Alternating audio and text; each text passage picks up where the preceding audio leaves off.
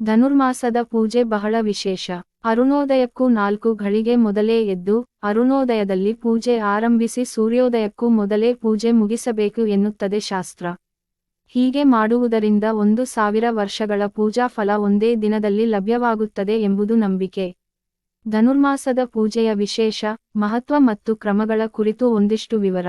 ಭಗವಂತನ ಅನುಗ್ರಹವನ್ನು ಪಡೆದು ಕೃತಾರ್ಥರಾಗಬೇಕು ಎಂದು ಪ್ರಯತ್ನಿಸುವ ಸಜ್ಜೀವರ ಮೇಲೆ ಭಗವಂತ ತೋರಿಸುವ ಅನುಗ್ರಹ ಅಪಾರವಾದುದು. ಧನುರ್ಮಾಸದ ಪೂಜೆ ಮಾಡುವುದರಿಂದ 1000 ವರ್ಷ ಮಾಡುವ ಪೂಜೆಯ ಪುಣ್ಯದ ಫಲವನ್ನು ಒಂದು ದಿನದಲ್ಲಿ ಭಗವಂತ ಕೊಡುತ್ತಾನೆ. ಅನೇಕ ರೀತಿಯ ಕಾರುಣ್ಯವನ್ನು ಭಗವಂತ ತೋರಿಸುತ್ತಿದ್ದು, ಅಂತಹ ಕಾರುಣ್ಯಗಳ ಪೈಕಿ ಒಂದು ಧನುರ್ಮಾಸದ ಪೂಜೆಗೆ ಭಗವಂತ ನೀಡಿರುವ ಮಹತ್ವವೇ ಇದು. ಕೋದಂಡಸ್ಥೆ ಸವಿತರೆ ಪ್ರತ್ಯೂಷೆ ಪೂಜನಾರ್ಥೆ ಸಹಸ್ರಾಬ್ದಾರ್ಚನ ಫಲಂ ದಿನೇನೈಕೇನ ಲಭ್ಯತೆ. ಧನುರ್ಮಾಸದ ಕಾಲದಲ್ಲಿ ಸೂರ್ಯೋದಯಕ್ಕಿಂತ ಮುಂಚೆ, ಅರುಣೋದಯದ ಕಾಲದಲ್ಲಿ ದೇವರ ಪೂಜೆಯನ್ನು ಮಾಡಬೇಕು. ಆ ರೀತಿಯಾಗಿ ಪೂಜೆಯನ್ನು ಮಾಡುವುದರಿಂದ 1000 ವರ್ಷ ಪೂಜೆಯನ್ನು ಮಾಡಿದರೆ ಏನು ಫಲ ಸಿಗುವುದೋ ಆ ಫಲವನ್ನು ಒಂದೇ ದಿನದಲ್ಲಿ ಪಡೆಯಬಹುದು.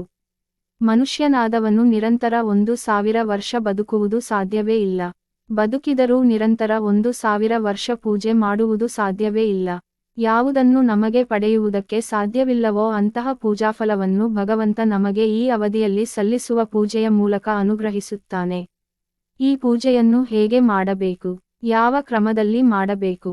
ಚೈತ್ರ, ವೈಶಾಖ, ಜ್ಯೇಷ್ಠ, ಆಷಾಢ, ಶ್ರಾವಣ ಮುಂತಾದವು ಚಾಂದ್ರಮಾನ ಮಾಸದ ಪರಿಗಣನೆ. ಅದೇ ರೀತಿ ಮೇಷ, ವೃಷಭ, ಮಿಥುನ ಮುಂತಾದವು ಸೌರಮಾನ ಮಾಸದ ಪರಿಗಣನೆ.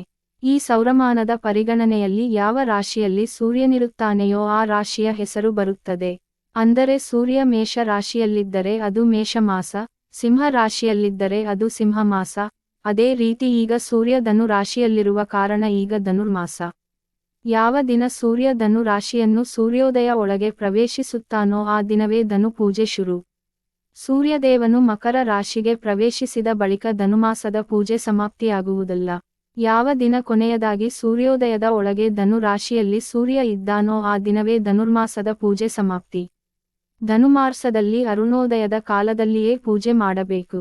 ಸೂರ್ಯೋದಯಕ್ಕಿಂತ 4 ಘಳಿಗೆ ಮೊದಲು ಅರುಣೋದಯ ಇರುತ್ತದೆ.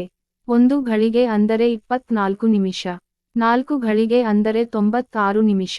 ಅಂದರೆ ಸೂರ್ಯೋದಯಕ್ಕಿಂತ 96 ನಿಮಿಷ ಅರುಣೋದಯ ಶುರುವಾಗುತ್ತದೆ. ಅದು ಧನುರ್ಮಾಸದ ಪೂಜೆಗೆ ಪ್ರಶಸ್ತ ಕಾಲ. ದೇವತೆಗಳ ಪಾಲಿಗೆ ನಮ್ಮ ಅಂದರೆ ಮನುಷ್ಯರ 365 ದಿನಗಳು ಒಂದು ಹಗಲು ಮತ್ತು ಒಂದು ರಾತ್ರಿ. ನಮ್ಮಲ್ಲಿ ಉತ್ತರಾಯಣ ಮತ್ತು ದಕ್ಷಿಣಾಯಣ ಎಂದಿದೆಯಲ್ಲ, ಅದು ದಕ್ಷಿಣಾಯಣ ಅವರಿಗೆ ರಾತ್ರಿ, ಉತ್ತರಾಯಣ ಅವರಿಗೆ ಹಗಲು. ದಕ್ಷಿಣಾಯಣದ ಕಾಲದಲ್ಲಿ ಸೂರ್ಯ 6 ರಾಶಿಗಳಲ್ಲಿರುತ್ತಾನೆ, ಉತ್ತರಾಯಣದಲ್ಲೂ 6 ರಾಶಿಗಳಲ್ಲಿರುತ್ತಾನೆ. ಒಂದು ದಿವಸ ಎಂದರೆ 60 ಘಳಿಗೆ. ಈ 60 ಘಳಿಗೆಗಳನ್ನು 2 ಭಾಗ ಮಾಡಿದರೆ 30 ರಿಂದ 30 ಘಳಿಗೆಗಳು ಬರುತ್ತವೆ. ಈ ಲೆಕ್ಕಾಚಾರ ಪ್ರಕಾರ ಒಂದೊಂದು ರಾಶಿಯಲ್ಲಿ ಸೂರ್ಯ 5 ಘಳಿಗೆ ಇರುತ್ತಾನೆ. ಧನುರ್ಮಾಸದ 5 ಘಳಿಗೆ ಇದೆಯಲ್ಲ, ಅದು ದೇವತೆಗಳ ಪಾಲಿಗೆ ಸೂರ್ಯೋದಯಕ್ಕಿಂತ ಮುಂಚಿನ ಅವಧಿ ಎನ್ನುವ ಲೆಕ್ಕಾಚಾರದೊಳಗೆ ಅರುಣೋದಯ. ಈ ಅವಧಿಯಲ್ಲಿ ದೇವತೆಗಳು ಎದ್ದು ಸ್ನಾನ ಸಂಧ್ಯಾವಂದನೆಗಳನ್ನು ಮಾಡುತ್ತಾರೆ. ದೇವತೆಗಳು ಎಚ್ಚರಗೊಂಡು ಭಗವಂತನನ್ನು ಆರಾಧಿಸುತ್ತಿದ್ದಾರೆ. ಅರುಣೋದಯದ ಕಾಲ ಅದು ದೇವತೆಗಳ ಕಾಲ, ಬ್ರಾಹ್ಮಕಾಲ. ಅದೇ ಸಂದರ್ಭದಲ್ಲಿ ನಾವು ದೇವತೆಗಳ ಆರಾಧನೆಯನ್ನು ಮಾಡಿದಾಗ ಭಗವಂತ ಸುಪ್ರೀತನಾಗುತ್ತಾನೆ. ಅದಕ್ಕಾಗಿಯೇ ಮುಖ್ಯ ಅರುಣೋದಯ ಪೂಜಾ, ಮಧ್ಯಮ ಲುಪ್ತ ತಾರಕ. ಸುಮಾರು 6.30ಕ್ಕೆ ಸೂರ್ಯೋದಯ ಆಗುವುದಾದರೆ ಅದಕ್ಕೂ ಮೊದಲೇ ದೇವರ ಪೂಜೆ ಮಾಡಿ, ಪೆಟ್ಟಿಗೆ ಕಟ್ಟಿಟ್ಟು ದೇವರಿಗೆ ನಮಸ್ಕಾರ ಮಾಡಿಬಿಡಬೇಕು. 1.5 ಗಂಟೆ ಕಾಲ ಪೂಜೆ ಮಾಡುವುದಾದರೆ ಸೂರ್ಯೋದಯಕ್ಕೆ 1.5 ಗಂಟೆ ಮೊದಲೇ ಪೂಜೆ ಶುರು ಮಾಡಬೇಕು. ಅದಕ್ಕಿಂತ ಮುಂಚೆಯೇ ನಮ್ಮ ಸಂಧ್ಯಾವಂದನೆ ಮತ್ತು ಪೂಜಾ ಸಿದ್ಧತೆ ಮಾಡಿಕೊಂಡಿರಬೇಕು. ಅದಕ್ಕಿಂತ ಮೊದಲೇ ಎದ್ದು ಶೌಚ, ಮುಕ್ತೊಳೆಯುವುದು, ತಣ್ಣೀರಲ್ಲಿ ಸ್ನಾನ ಇತ್ಯಾದಿ ಮುಗಿಸಿಕೊಂಡಿರಬೇಕು. 6:30 ಸೂರ್ಯೋದಯ ಎಂದಾದರೆ ಮಾರ್ಚ್ 3:30ಕ್ಕೆಲ್ಲ ಎದ್ದು ಈ ಎಲ್ಲ ಕೆಲಸ ಮುಗಿಸಿರಬೇಕು. ಅರುಣೋದಯಲ್ಲಿ ಪೂಜೆ ಮಾಡಿದರೆ ಅದು ಉತ್ತಮವಾದುದು.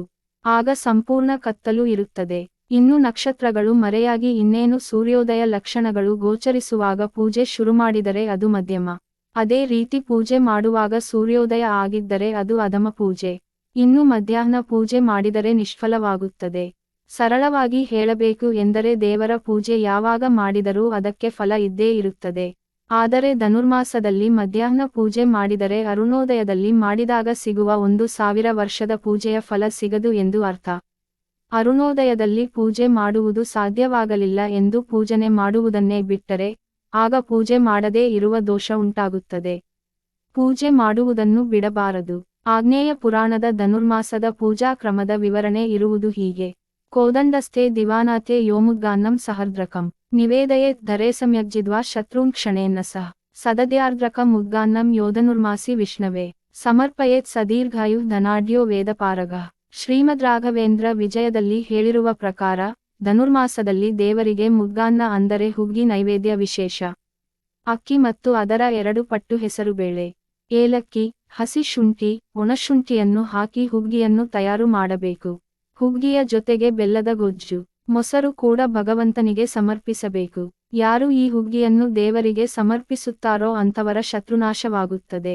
ನಮ್ಮ ಬದುಕಿನಲ್ಲಿರುವ ಶತ್ರುಗಳ, ಹಿತಶತ್ರುಗಳ ಕಾಟವನ್ನು ನಿವಾರಿಸುವ ಕೆಲಸ ಧನುರ್ಮಾಸದ ಪೂಜೆಯಿಂದ ಆಗುತ್ತದೆ. ನಾವು ನಮ್ಮ ಆಲಸ್ಯವೆಂಬ ಶತ್ರುವನ್ನು ಗೆದ್ದು ದೇವರ ಪೂಜೆ ನೆರವೇರಿಸುವ ಕಾರಣ, ಎಲ್ಲ ಶತ್ರುಕಾಟವೂ ನಾಶವಾಗುತ್ತದೆ. ದೀರ್ಘಾಯುಷ್ಯವನ್ನೂ, ಆರೋಗ್ಯವನ್ನೂ, ಸಾತ್ವಿಕ ಸಂಪತ್ತನ್ನೂ, ವೇದ ಸಂಪತ್ತನ್ನೂ ಒದಗಿಸುತ್ತಾನೆ. ನಿಷ್ಕಾಮವಾಗಿ ಪೂಜೆ ಸಲ್ಲಿಸುವುದರಿಂದ ಸಿಗುವ ಫಲ ಇದು. ಸರಿಯಾದ, ಸಾತ್ವಿಕ ಅಪೇಕ್ಷೆಯನ್ನು ಇಟ್ಟುಕೊಂಡು ಧನುರ್ಮಾಸದ ಪೂಜೆ ಮಾಡಿದರೂ ಭಗವಂತ ಅನುಗ್ರಹಿಸುತ್ತಾನೆ. ಆದರೆ ಈ ಎಲ್ಲ ಪೂಜೆಯೂ ಅರುಣೋದಯದಲ್ಲೇ ಆಗಬೇಕು. ನಮ್ಮ ಬದುಕಿನಲ್ಲಿ ಬರುವ ಅಷ್ಟೂ ಧನುರ್ಮಾಸದಲ್ಲಿ ಈ ಪೂಜೆ ನೆರವೇರಿಸಬೇಕು.